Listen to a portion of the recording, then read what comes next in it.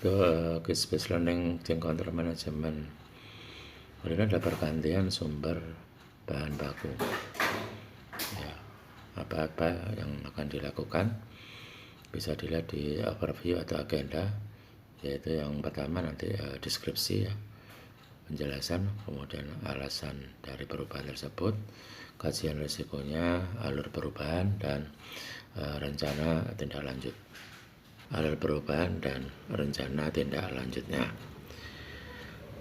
Adapun deskripsi perubahannya adalah usulan perubahan oleh R&D dengan jenis perubahan, penambahan, produksi bahan tambahan dengan masuk kategori variasi sesuai regulasi Badan POM ya, dengan persyaratan dan spesifikasi yang tidak berubah, spesifikasi perlulusan dan ED apa tidak berubah sesuai B6 karena dokumen yang dibesarkan sebagaimana tersebut ya, COA, hasil uji halal dan resolusi. Deskripsi perubahan berikutnya ya, yang tadi sudah dijelaskan ya, adalah yaitu yang lebih detail. Bahasanya penanganan bahan baku merupakan peralihan dari produk impor ke dalam negeri, kemudian penghematan efisiensi ya, tanpa mengurangi kualitasnya karena diharapkan sesuai dengan HB6, dan juga mendukung program pemerintah ya, jadi dan juga kualitas bahannya diharapkan memenuhi HB6. Kemudian berikutnya adalah kajian risiko. Di sini untuk melihat sejauh mana potensi kegagalan atau risiko perusahaan dari bahan ini, yaitu tidak terpenuhinya hasil uji laboratorium sesuai spek monografi EP6, sifat alir bahan, ada potensi juga produknya akan reject dan stabilitas jelek ya, dan juga termasuk ke dalam registrasi variasi sesuai perka Badan POM. Sodium klorid ini fasilitas produksinya sesuai JPOP ya, di pabriknya dan mempunyai dokumen halal. Hasil uji sampel awal yang memenuhi syarat dan pemasok sudah terkualifikasi. Kemudian ini termasuk variasi minor ya tadi dan digunakan untuk produk solid ya, serbuk, dan diharapkan hasilnya akan menunggu hasil trial pilot ya, stabilitas dan registrasi variasi sudah keluar dari Badan POM karena ini termasuk kategori minor. Berikut selanjutnya adalah analisa risiko. Nah, ini menganalisa dari potensi kegagalan ini terhadap dampaknya, severity impact-nya, probability-nya ya, tingkat keseringan atau occurrence dan kemampuan detektifnya. Nah, itu ada impact atau dampaknya termasuk ke dalam kategori variasi minor ya, atau kualitas tidak memenuhi syarat terutama untuk produk injeksi. Kemudian probabilitas occurrence-nya dalam produksi 1 tahun termasuk dalam kategori sangat sering terjadi ya, lebih dari 50%. Itu sebetulnya adalah kemampuan deteksi. Di lab internal tidak mempunyai fasilitas ya untuk melakukan uji ini, sehingga dilakukan uji di lab eksternal, dan dari total sampelnya deteksinya lebih dari 25% ya, kemampuan deteksi dari total sampel yang masuk di 25% aja. Berikutnya setelah dilakukan analisa risiko adalah menetapkan kesepakatan kriteria evaluasi risiko atau analisa risikonya. Jadi bisa dilihat skalanya dari 1 sampai 10. Yang paling tertinggi adalah skala 10. Dampaknya, probability dan detectability-nya. 10 ini berdampak dalam keamanan obat. Variasinya biasa variasi major atau critical, ada berdampak pada recall produk ya, pencabutan NIE dan kerugian penilaian lebih dari 1 juta.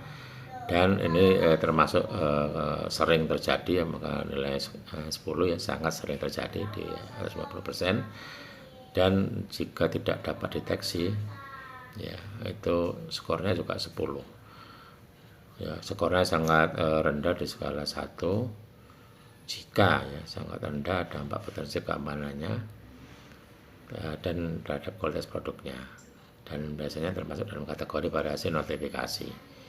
Termasuk juga tingkat keseringannya jarang terjadi, kurang dari 1%, dan kemampuan deteksinya setiap saat ya, ada automatically secara alarm ya, maka bisa dikategorikan di dalam situ nilainya 1. Sedangkan nilai RPN-nya itu perkalian antara S ya, dampak severity dikalikan probability ditambah detectability, maka ketemu jika nilainya 128 sampai 200 masuk risiko tinggi, sedangkan 72 sampai 127 risiko sedang, dan nilainya 2 sampai 71 risikonya rendah.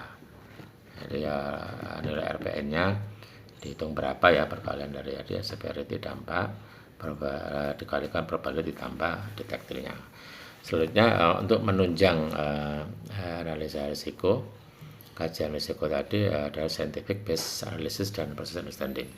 Itu bisa dibaca literatur yang menunjang di situ adalah dosisnya yang berapa dalam sehari, kemudian farmakope, dan untuk tata laksana dan registrasi variasi, dan sertifikat analisa dari produsennya. Hasil uji bahan baku untuk sodium klorid ini oleh pabrik pembuat bahan dan acuan persyaratan keberterimaan. Ya, di dalam literatur itu menunjang apakah ini termasuk risiko tinggi, sedang atau rendah bisa dibaca di situ. Dosisnya berapa ya? Kalau melebihi dari lethal dose maka termasuk toksik ya, akan mengancam keselamatan pasien jika terjadi kegagalan atas produk tersebut ya. Dan dilihat nanti di spek molekulawi P6-nya dan di perkabadan masuk kategori variasi apa ya. Kemudian ini adalah proses perubahannya yang menggambarkan nanti fungsi dari masing-masing unit yang atau departemen yang ada di produksi ya, yang mulai dari usulan yang mengusulkan dari R&D, yang review pertama kali dari departemen quality system, apa aja yang direview di situ. Kemudian review yang kedua oleh departemen quality assurance untuk memastikan perubahan ini masih masuk dalam regulasi atau tidak. Kemudian berikutnya adalah menentukan rencana tindak lanjut dalam network planning oleh masing-masing unit atau departemen dan batas waktunya kapan ya, di masing-masing itu. Kemudian selanjutnya dapat dilakukan monitoring dan evaluasi oleh departemen quality system atas tindak lanjut dan waktu yang sudah disepakati oleh masing-masing departemen. Adapun rencana tindak lanjut yang network planningnya adalah ini ya, untuk masing-masing unit. Register officer apa di situ, unit pengembangan formula monitoring trial produksi, unit QA monitoring stabilitas ya, registrasi officer melakukan registrasi variasi. Kemudian tindak lanjut di unit bagi lainnya BPIC ya, penyimpanan bahan baku, R&D mengeluarkan daftar persetujuan bahan awal ya, itu di Februari 2025, pengadaan pemenuhan kelengkapan dokumen-dokumen ya di Desember 2024. Kemudian monitoring dan evaluasi rencana tindak lanjut yang sudah dibekali dan apakah bisa di-close atau tidak oleh bagian quality system. Dan yang terakhir adalah kesimpulannya bahwasanya manajemen perubahan sumber alternatif bahan sodium klorid ini yang berkendali dijalankan secara sistematis dan berbasis risiko tanpa mengorbankan kualitas produk jadi oral maupun injeksi. Kemudian rencana tindak lanjut dan konsistensi monitoring dan evaluasi adalah kritikal untuk aplikasi zinc control manajemen ini. Aplikasi zinc control manajemen sesuai dengan pemenuhan regulasi tata laksana dan registrasi variasi yang akan menjamin mutu obat juga terpenuhnya regulasi.